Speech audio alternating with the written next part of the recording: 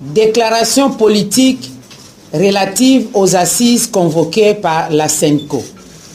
Le Front pour le respect de la Constitution, sous l'impulsion du Mouvement de libération du Congo, confirme ces jours, après avoir consulté ces différents organes, sa décision de retrait des discussions directes organisées sous les auspices de la SENCO.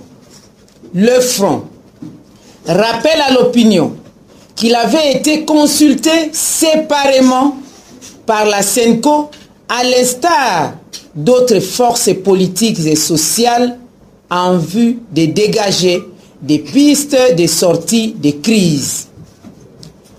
En dépit de sa position initiale de ne pas participer à un dialogue politique avec le risque de violation de la Constitution, le Front, mu par l'esprit républicain et par respect aux organisateurs, a néanmoins pris la décision de répondre positivement à l'invitation de la SENCO pour apporter sa contribution.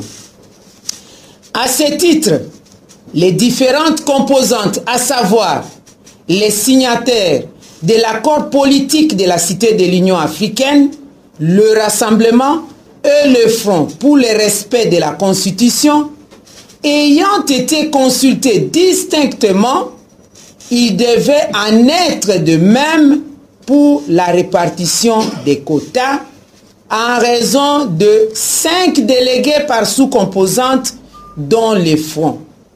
Celui-ci était le premier à déposer la liste de ses participants.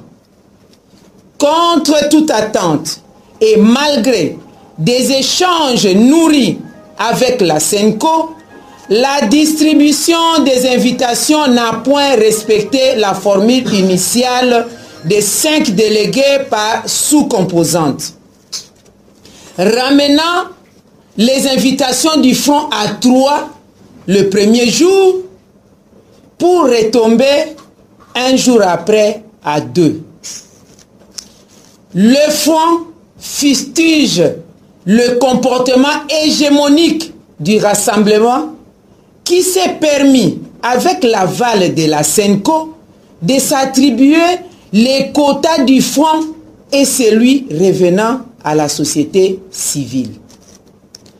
Pour le Front, c'est plus une question de principe, de considération, du respect des engagements et d'exigence d'égalité de traitement, fondement même du principe inclusif tant prôné par la SENCO que celle du nombre ou des quotas. Le Front, pour sa part, a toujours clamé qu'il restait gardien du temple en ce qui concerne le respect de la Constitution et trouvait ici l'occasion de ramener toutes les parties prenantes de ces discussions directes au strict respect de la Constitution. Par ailleurs, au regard de la nature des commissions constituées, le Front attaché à sa vision d'un dialogue technique se trouve plutôt en face d'un dialogue éminemment politique qui mènera à coup sûr à la violation de la Constitution.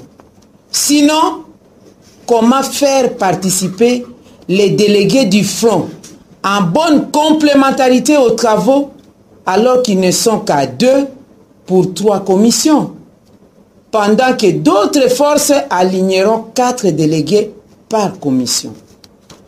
Au demeurant, le Front en appelle à la vigilance de la population congolaise tout entière à se tenir debout afin que soit respectée la Constitution dans toutes ses dispositions. Fait à Kinshasa le 13 décembre 2016 pour le Front, votre humble servante.